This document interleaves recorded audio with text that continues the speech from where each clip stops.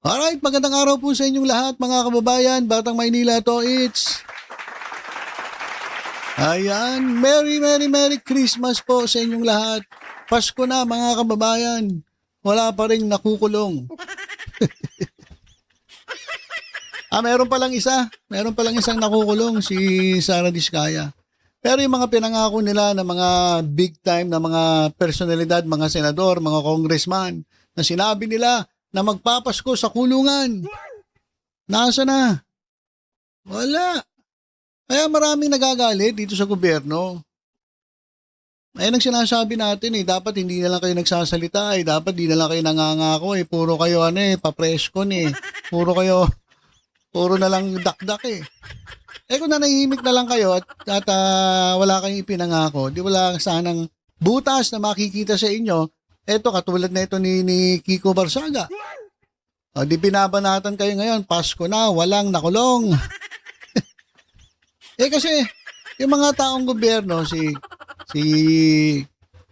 ombudsman, si DILG Secretary Remulla, yung dalawa Remulla na yan na napakaingay. Wala, puro salita. Meron makukulong. Magpapasko sa kulungan, mga senador, mga mambubutas. Ngayon Pasko na, wala pa rin. Kaya kayo nakikitaan ng butas ng mga kumakalaban sa inyo Kaya ni Kiko Barsaga, totoo naman Pasko na, wala naman nakulong. Si Sara Diskaya lang talaga pinag-initan ninyo. Kawawa nga yung tao. Umiiyak Kawawa daw yung mga anak niya Pero nung ginagawa niya yung katarantaduhan niya, hindi niya naman naisip yung mga anak niya. Di ba? Kaya nasa huli talaga ang pagsisisi. Sabihin nyo, si BMT, Paskong Pasko, nangaaway. Hindi po. Hindi po ako nangaaway. Sinasabi ko lang, etong mga nangako, hindi naman pala marunong tumupad. Puro lang dakdak. Sana nanahimik na lang kayo di ba? Kahit si Jesus Palsi, sabi niya, ito, Pasko na. Wala pa rin nangyari. Nasa na yung mga sinasabi niyong ikukulong nyo? Wala. Mahina. Ang pag-uusapan natin kasi mga kababayan, ay ito pong si Aiko Melendez. Sabi nila, ito ay laos na. Laos na artista. Kaya ang nangyari, pumasok na lang sa politika.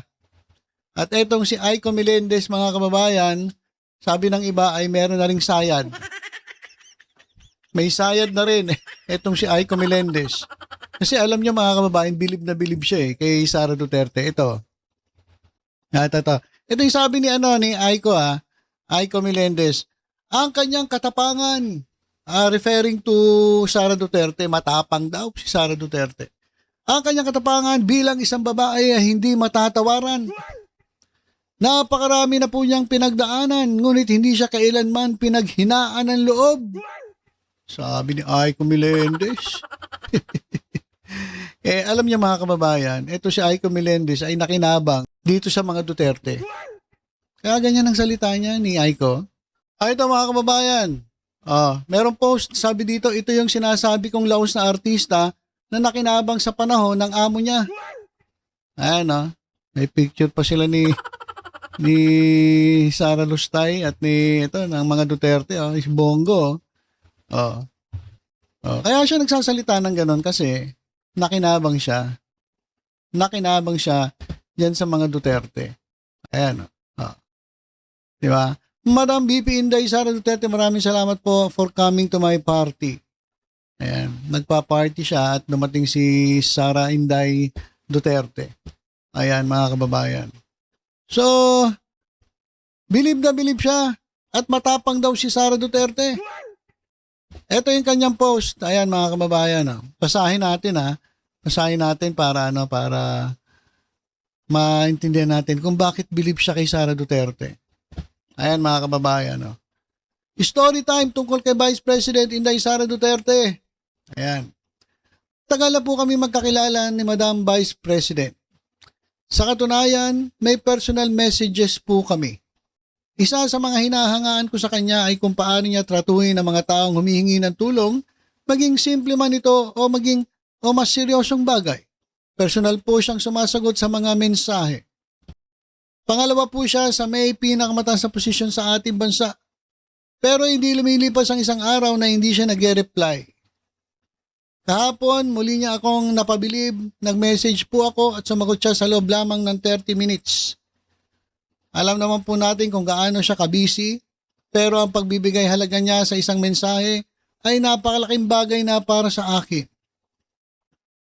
Alam ko po ang protocol kadalasan ay hindi niya hawak ang kanyang telepono.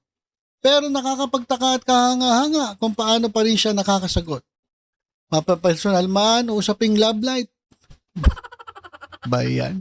Kapag seryoso ang tema ng usapan, seryoso rin ang kanyang sagot.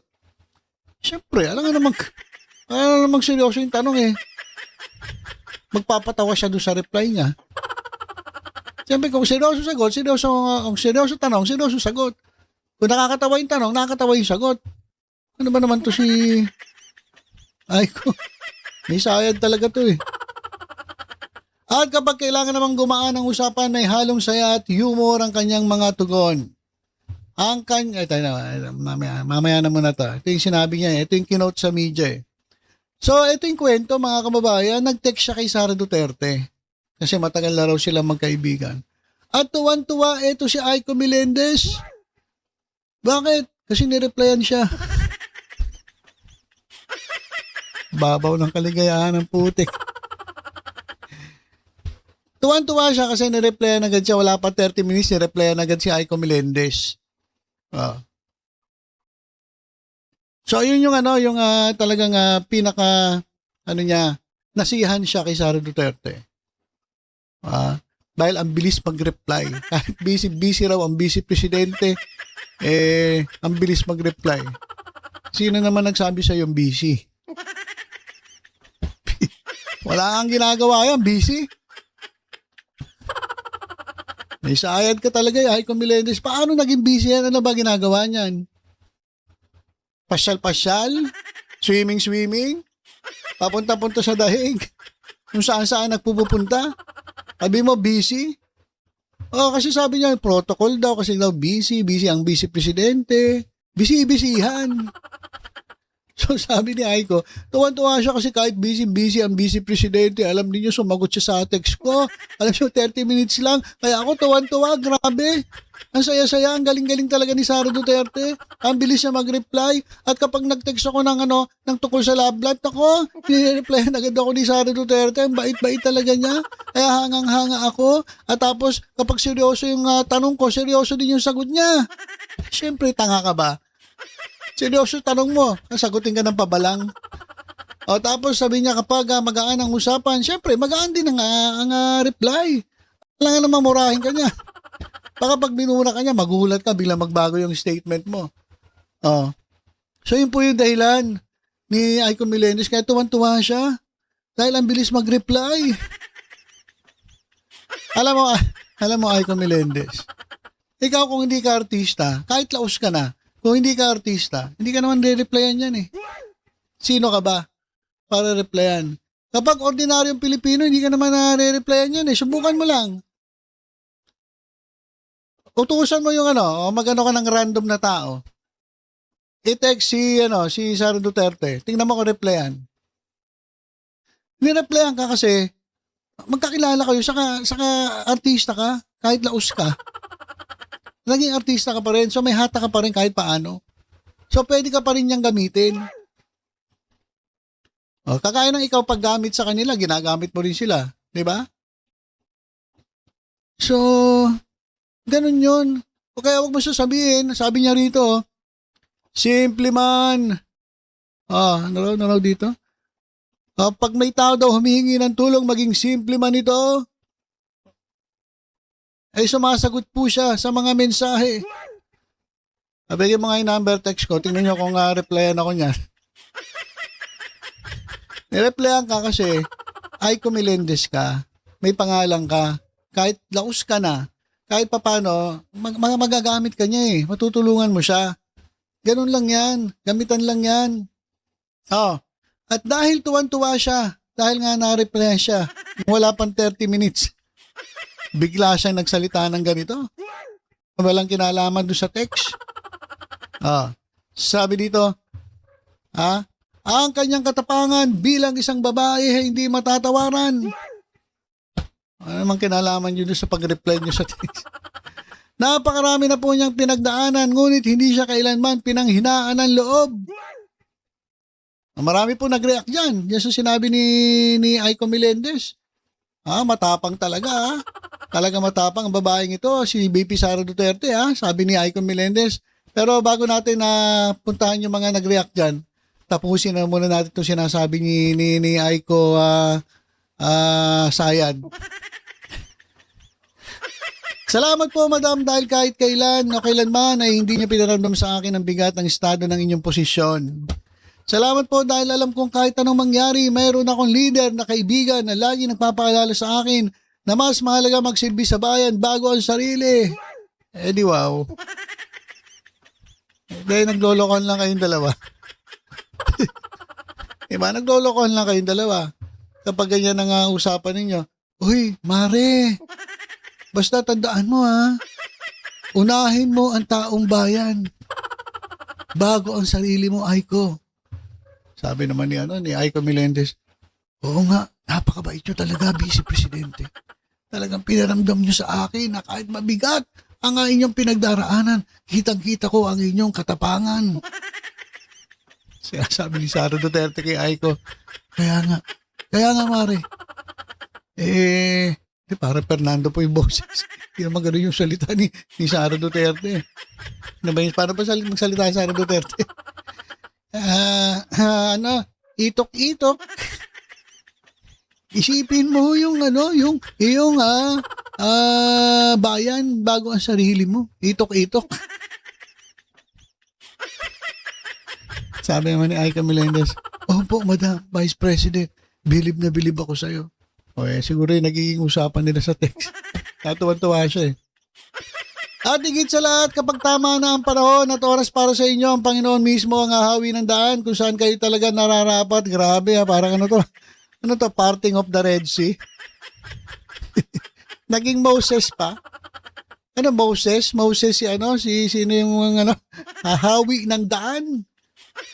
Ayos may mga ganong salita pa usapang may sayad to.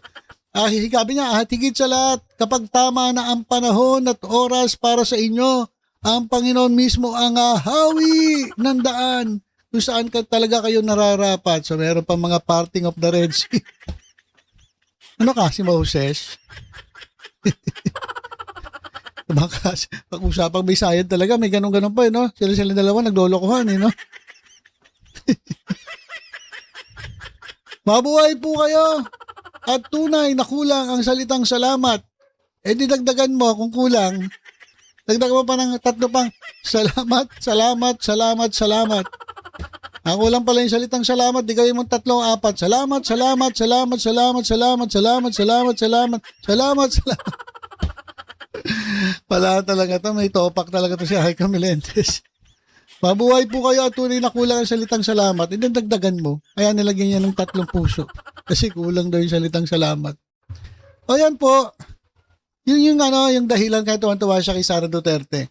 Kasi nga daw, sinasagot yung kanyang text. 30 minutes sinasagot na.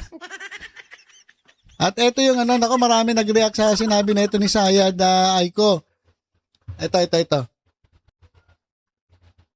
Yung sinabi niya na ang kanyang katapangan bilang isang babae ay hindi matatawaran. Napakarami po niya pinagdaanan, ngunit hindi siya kailanman pinanghinaan ng loob. Ano sabi dyan ni Jesus Palsis? Matapang pala yung ayaw sumagot kung sino si Mary Grace Piatos. At yung nag-meltdown na nagmumura na ay papagurgor si PBBM, si Lam at Martin Romualdez. Grabe, ang tapang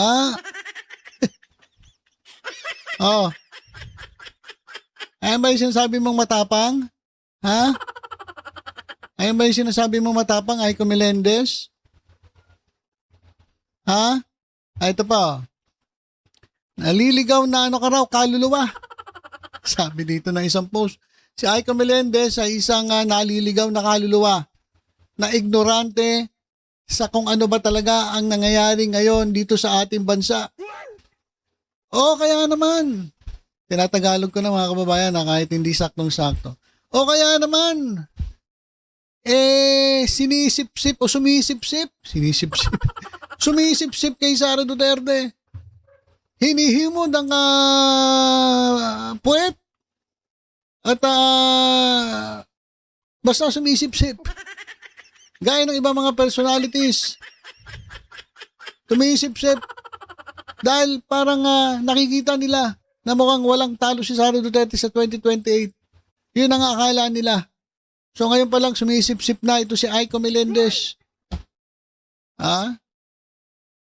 Sabi dito kasi, ikaw ay nagbibigay ng papuri sa isang tao who has plundered millions or even billions in confidential intelligence funds using fictitious pays and having the nerves to deny it?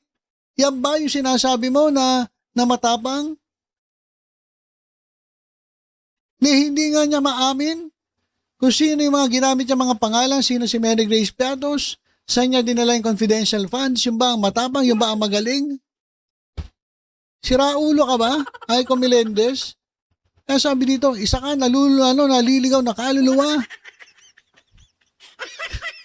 Ina-admire mo ang isang crook na public official na nagbulsa ng millions galing sa ghost employees na na-flag ng COA. At ikaw ay humahanga. Ano ba yung daffing sa Tagalog? Hindi ko alam daffing. You are doffing your hat. Baka yun, tinatanggal mo yung sombrero, ginagano mo, sumasaludo ka. Doffing your hat, parang saludo.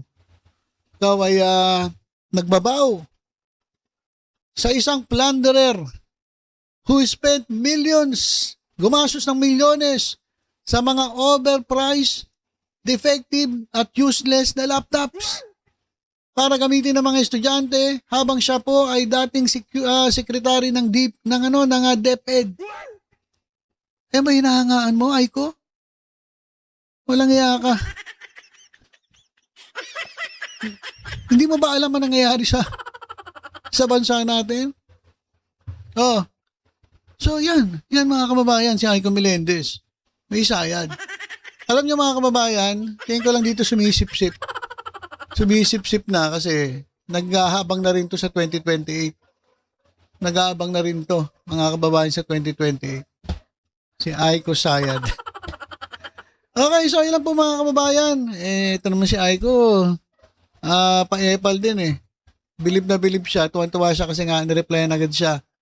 Pero ang talagang na ito, sumisip-sip to eh. At umaasa na kung manalo si Sara Duterte, edi may pwesto siya. O kaya naman mabalik siya bilang, ano ba posisyon nito, konsehal? Nakaposisyon ba ito? Hindi. Siguro nakaposisyon ata ito eh. Ewan ko. Wala man pakialam dito. So, ilan mo po mga kababayan. Mag-comment nga po kayo. Ano masasabi nyo dito sa nahihibang na si Aiko Melendez? Bilib na bilib kay Sara Duterte eh. Kaya sabi tuloy, wala na to sa ayos. May sayad na rin. Katulad nung amo niya. Okay, so ilan po muna mga kababayan. Muli, maligayang Pasko at manigong bagong taon sa bawat isa. Enjoy your day with your families, with your loved ones. Merry, Merry, Merry, Merry Christmas po sa inyong lahat. At by the way, kay Nanay Christy Permin, maraming salamat po. Mama, Nay pala, Nay, sorry, Ma'am tuloy. Nanay Christy, maraming salamat kasi meron siyang ipinadala sa atin na gift. Kaya nga kay Nanay Christy, lagi na lang siya nagpapadala ako. Pero pipilitin ko next year. Pupuntahan ko talaga yan si Nanay Christy. Puntahan ko siya nang hindi niya alam. Gugulatin ko siya. Sana hindi niya mapanood to. Para ma-surprise siya. Nanay Christy, napakabait na tao yan. Kala nyo, yung mga galit kay Nanay Christy, hindi nyo lang kilala kasi personal si Nanay Christy. Pero pag nakilala nyo si Nanay Christy ng personal, hahanga kayo dyan. Sobrang bait niyan. Sobrang bait ng taong yan. Grabe. So, yun lamang po mga kababayan. Tutok-tutok lang po dito sa Batang Maynila. Sa iba pang updates. Ingat po tayong lahat. God bless po.